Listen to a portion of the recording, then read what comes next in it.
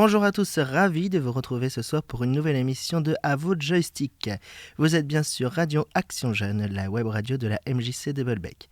Alors, l'émission À vos joysticks, qu'est-ce que c'est ? Déjà, c'est une émission bimensuelle qui se consacre au monde du jeu vidéo. Ensemble, nous allons aborder des sujets informatifs et pédagogiques, nous mettrons en avant les jeux du moment et nous ferons une rétrospective des jeux et des consoles de légende. Cette émission vous est proposée par Gaspard. Bonjour Gaspard. Bonjour. Alors, quel est le sujet de cette nouvelle émission ? Aujourd'hui, ça sera les consoles Nintendo. Très bien. Alors, peux-tu nous présenter justement Nintendo ? Alors, Nintendo est à la base un créateur de jeux de cartes à jouer. Elle voulait s'orienter vers le jeu vidéo. C'est alors qu'en 1983, Nintendo sort au Japon la Famicom. Elle sortira en 1985 aux États-Unis sous le nom de NES pour Nintendo Entertainment System. Elle sortira aussi chez nous avec le même nom en octobre 1987. Ok, donc à l'origine elle est de 83 et chez nous elle arrive en 87. Ok. C'est exact. Ensuite ? De conception 8 bits, cette console vendue à la base comme un jeu électronique et non une console de jeu à cause du crash de 1983 a permis aux jeux vidéo de revenir sur le devant de la scène. Elle sera vendue 61,91 millions d'exemplaires. Au total, 1251 jeux ont été développés sur cette console. On notera d'excellents titres comme Super Mario Bros, Castlevania ou encore le célèbre Tetris. Tetris dont nous vous avons déjà parlé dans d'autres émissions qui fait partie des meilleures ventes tout confondu. C'est ça. Y a-t-il eu une suite face à ce succès ? Après le succès de la NES en 1990, sort la Super Famicom, renommée alors en SNES pour Super Nintendo Entertainment System. En 1991, pour l'Amérique du Nord, elle sort chez nous en avril 1992. La conception de la console est du 16 bits et comme sa grande sœur, elle écrasera la concurrence sur le marché des consoles 16 bits. Vendu 49,10 millions d'exemplaires, en total de 1757 jeux ont vu le jour. On notera encore une fois d'excellents jeux comme Super Mario World, Donkey Kong Country ou bien encore The Legend of Zelda A Link to the Past. Peux-tu nous expliquer ce qu'est la Nintendo 64 ? Pour le passage à la 3D, Nintendo sort en 1996 au Japon et en 1997 chez nous. Outre le fait que ce soit une console 64 bits et non 32 comme chez Sega à cette période, c'est la première console de Nintendo à passer à la 3D. Mais ces ventes n'arriveront pas à la cheville d'une nouvelle concurrente, à savoir la PlayStation. Elle sera vendue 32,93 millions d'exemplaires. Et à cause en partie de cela, les développeurs se sont peu tournés vers la Nintendo 64 qui comporte un nombre de 388 jeux seulement. Mais d'excellents titres sont sortis quand même, à savoir Super Mario 64, Mario Kart 64 ou bien encore GoldenEye 007 et évidemment le fameux Zelda Ocarina of Time. On connaît tous au moins le nom de la Nintendo GameCube. Pour la 6e génération de consoles, Nintendo sort donc la GameCube qui porte bien son nom de cube. Elle sort en 2001 au Japon et en 2002 en France. Elle est de conception 128 bits, mais la concurrence fut encore rude à cause de la colossale PlayStation 2. Elle se sera vendue 21,75 millions d'exemplaires. Elle comporte 428 jeux à son catalogue. On pourra noter Super Smash Melee, Mario Kart Double Dash ou encore Super Mario Sunshine. Nintendo est aussi à l'origine de la Wii.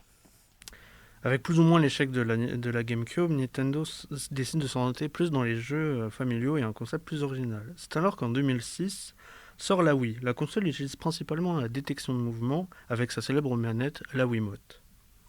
Elle connut alors un énorme succès, le public fut conquis et de nombreux titres sortiront sur cette console. Elle fut vendue à 101,63 millions d'exemplaires. Sur les 1243 jeux, nous pouvons noter Wii Sport, vendu en bundle avec la console, Mario Kart Wii et de nombreux jeux orientés sport comme Wii Fit ou le deuxième Wii Sport qui s'appelle Wii Sport Resort. Quand tu dis vendu en bundle, ça veut dire avec ? Oui. Ok, d'accord. On enchaîne avec le fait que donc la Wii est un succès et donc la Wii U a fait son apparition. Malgré son succès, la Wii était très en retard graphiquement. En effet, elle ne proposait pas de qualité haute définition contrairement à ses deux principales concurrentes, à savoir la Xbox 360 et la PlayStation 3. Alors en 2012 sort la Wii U, première console HD Nintendo. Elle utilisera une tablette comme manette nommée Mablette, une manette avec un écran tactile et utilisable en gyroscope. Technologie permettant d'utiliser l'orientation de la manette pour faire bouger des éléments du décor par exemple. Mais elle ne convient pas le public et sera un énorme échec pour Nintendo avec en 2017 des ventes qui atteignent seulement 13,56 millions de ventes contrairement aux 117 millions d'une PlayStation 4 de la même génération de consoles. Seulement 394 jeux sont sortis sur Wii U, à savoir Mario Kart 8, Super Mario 3D World et New Super Mario Bros. U. Parlons maintenant de la Nintendo Switch.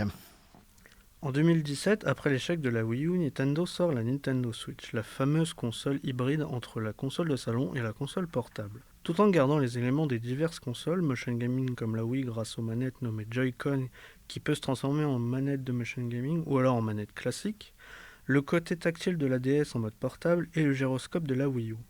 Une version 100% portable verra le jour en septembre 2019, la console fut un carton avec 107,65 millions de consoles vendues depuis le 31 mars 2022. À l'heure actuelle, c'est la dernière console de Nintendo à être sortie. Le nombre de jeux frôle les 1000 avec comme par exemple Animal Crossing New Horizons, Super Smash Ultimate, The Legend of Zelda Breath of the Wild et une réédition de Mario Kart 8 Deluxe. Ok, alors tu nous parlais justement des consoles portables. Nintendo est-elle à l'origine d'autres consoles portables? Nintendo est connu pour ses consoles portables, à savoir la Game Boy sortie en 1990 chez nous, qui nous fera naître une des sagas les plus célèbres du jeu vidéo, Pokémon. Le jeu le plus vendu est Tetris.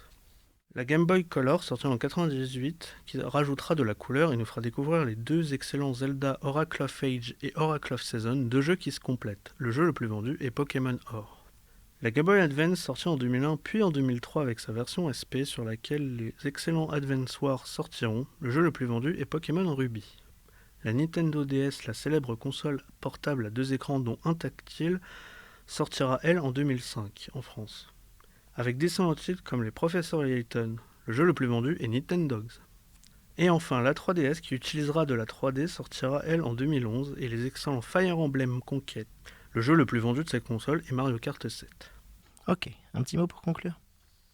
Malgré les échecs, Nintendo reste et restera un mastodonte de l'industrie vidéoludique. Encore aujourd'hui, la firme du plombier moustachu reste un des piliers du jeu vidéo avec 39 ans de carrière. Nintendo reste l'entreprise de jeux vidéo la plus vieille, encore active pour créer des consoles de jeux et émerveilleront les enfants d'avant comme les enfants de demain pendant un bon moment. Alors, à vos joysticks. Très bien, merci beaucoup Gaspard pour cette émission sur Nintendo. La prochaine émission portera sur quel sujet? Les jeux indépendants. Très bien, ah bah voilà. Comme ça, vous savez tout. La porte est ouverte, vous le savez, vous avez entre 12 et 30 ans, vous voulez mettre en avant un métier, un jeu, une console, une association, un événement culturel. N'hésitez pas à venir toquer à notre porte pour créer cette émission. Nous vous accueillerons avec grand plaisir. Merci aux cofinanceurs sans qui nos activités ne pourraient pas voir le jour, la CAF 76, à Drac-Normandie et la région Normandie. Merci aussi à la ville de Bolbec de mettre à disposition nos locaux et du soutien qu'elle apporte à la MJC. N'hésitez pas à partager nos émissions et en parler autour de vous. Elles sont sur Facebook et YouTube. Vous pouvez aussi suivre notre actualité sur Instagram. Il ne me reste plus qu'à vous souhaiter une bonne fin de journée. Encore merci Gaspard. Merci. Et à très vite j'espère. Merci. Au revoir.